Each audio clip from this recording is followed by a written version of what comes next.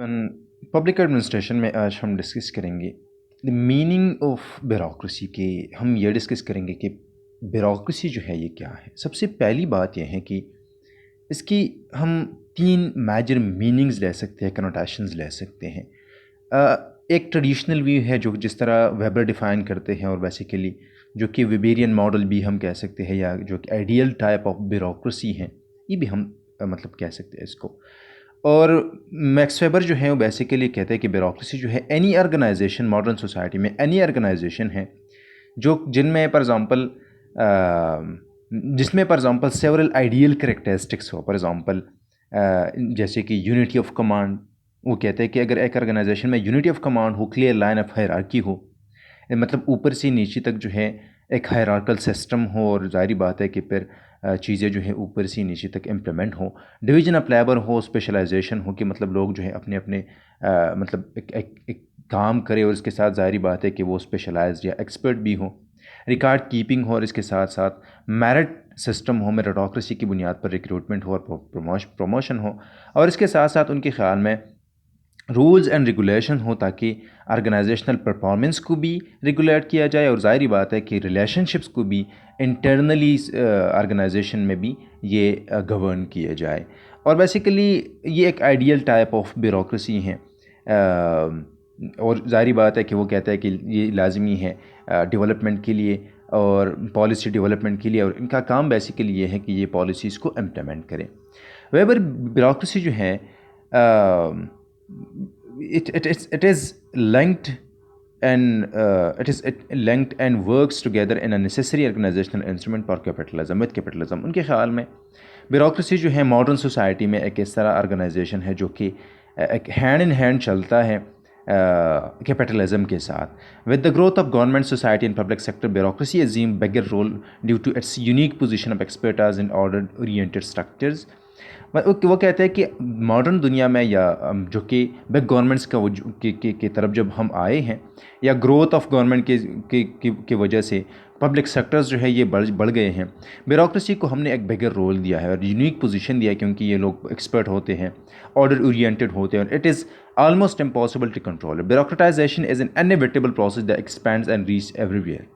फिर इस तरह है कि ब्यूरोक्रेटाइजेशन जो है, जब हम ज़्यादातर इख्तियारात देते हैं इनको, या ज़्यादातर हम उनको बजट में हिस्सा देते हैं, रिसोर्सेज देते हैं, तो ये ज़ाहिर बात है कि ये अपनी रीच को मतलब एक्सपैंड करते हैं। Unless control, bureaucracy has a tendency to overtower society and rule it. और वो कहते हैं कि फॉर एग्ज़ाम्पल अगर हम इसी कंट्रोल में नहीं रखते तो ये ज़ाहिर बात है कि ये मतलब सोसाइटी को ओवर टावर कर सकते हैं, या सोसाइटी को पर यू रूल करते हैं। With this notion bureaucracy also means military security bureaucracy. और अगर फॉर एग्जांपल ब्यूरोक्रेसी एक्सपेंडेड हो, ब्यूरोक्रेसी अथॉरिटेरियन हो, ब्यूरोक्रेसी जो है ये मोर पावरफुल हो, तो ये इसके साथ ये हो सकता है कि हम एक मिलिट्री सिक्योरिटी ब्यूरोक्रेसी है। Weber's ideal type bureaucracy is the most efficient form of organization for the implementation of policy and getting things done as a machinery of governance. और जो कि आइडियल टाइप ऑफ ब्यूरोक्रेसी है, ये ज़्यादातर एक efficient form of organisation है, जो कि जिसका काम जो है पॉलिसी इम्प्लीमेंटेशन है और चीज़ों को करना है, क्योंकि एक मशीनरी है गवर्नमेंट का। Therefore, has ideal model often a strategic, methodological, comparative approach in governance and organizational theory। ठीक है। सेकंड मीनिंग की तरफ जब हम आते हैं तो ये बेसिकली वेल्डो जो है वो सपोर्ट करते हैं कि एनी लार्ज ऑर्गेनाइजेशन और इंस्टीट्यूशन स्ट्रक्चर्ड विद मिशंस, मतलब एक ऑर्गेनाइजेशन जो कि स्ट्रक्चर्ड हो, जिसके मिशंस हो, फंक्शंस हो और प्रोसेसेस हो, and with significant impact on it's internal and external environment. सारी बात है कि इस ऑर्गेनाइजेशन के इंटरनल इस पर भी असरात होते हैं और एक्सटर्नल के इन्वायरमेंट के पर इसकी भी असरात होते हैं। वेल्डो जो है कहते हैं कि meaning that is broader and applicable to all fairly large organization, private as well as public, modern as मतलब और एंशन की। वो जो ये कहता है कि ये एक वर्ड, एक ब्रॉडर एक कंसेप्ट है जो कि हम हर जगह हर किसी वक्त जो है हम ये अप्लाई कर सकते हैं। In fact long before Waldo raised this view, it was already studied, mention and applied social sciences inquiries. For example, ancient Persian bureaucracy is often noted as the most efficient and effective organization of public administration, presenting many of the Weberian ideal characteristics। Ancient Persian जो है, जो कि bureaucracy है, मतलब most efficient इसलिए थी कि क्योंकि यहाँ पर जो कि ideal type of bureaucracy, Weberian bureaucracy की जितनी भी खसूसियात हैं वो मौजूद थी। ठीक है। Therefore when speaking of federal bureaucracy और local bureaucracy this meaning upon applies. While Weber's ideal type is criticized for being rigid and flexible and not realistic, the second meaning does not make any normative claims, though by performance it may produce a normative reputations. मतलब इनको weber को इसलिए criticise किया जाता है कि वो को मतलब ये एक रिजिड ऑर्गेनाइजेशन है, एक मशीन एक जैसा एक ऑर्गेनाइजेशन है, और मतलब इंटरनली लोग जो है इसमें डीह्यूमनाइज्ड होते हैं, लोगों को ऑब्जेक्ट समझा जाता है, इस तरह ये वो क्रिटिसाइज़ किया जाता है उनकी कंसेप्ट को। The third meaning of bureaucracy हमारे साथ ये है कि पॉलिटिकल साइंटिस्ट और सोशियोलॉजिस्ट पर पर्टिकुलरली वो कहते हैं कि ये एक डायनामिक स्ट्रक्चर क्या एक डायनामिक स्ट्रक्चर है, और जो कि ये इसका एक एक्सपेंशन होता है, एक्सटेंड किए जाते हैं, किया जाता है इसको military and security bureaucratic institutions को।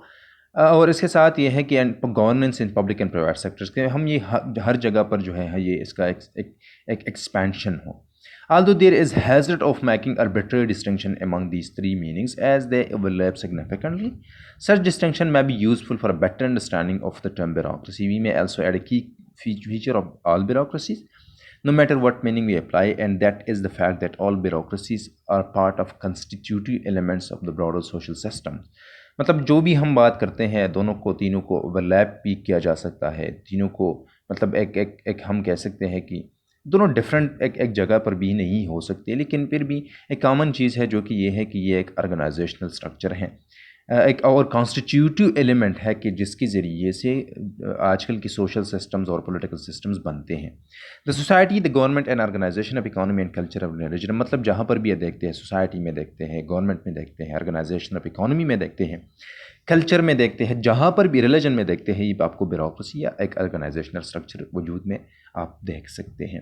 Bureaucracies, like any other organizations, are part of and function within the broader societal system that expands and constrains their environment and performance. ज़ाहिर बात है कि सोसाइटी का फंक्शन जो है ये इन्वायरमेंट में है, एक सोसाइटी में है। आप जहाँ पर भी देखते हैं ऑर्गेनाइजेशनल स्ट्रक्चर्स आपको वजूद में नज़र आते हैं। तो इसके साथ ये है कि इसके असरात होते हैं सोसाइटी पर, और सोसाइटी के असरात होते हैं ब्यूरोक्रेसी पर या इस ऑर्गेनाइजेशनल स्ट्रक्चर पर।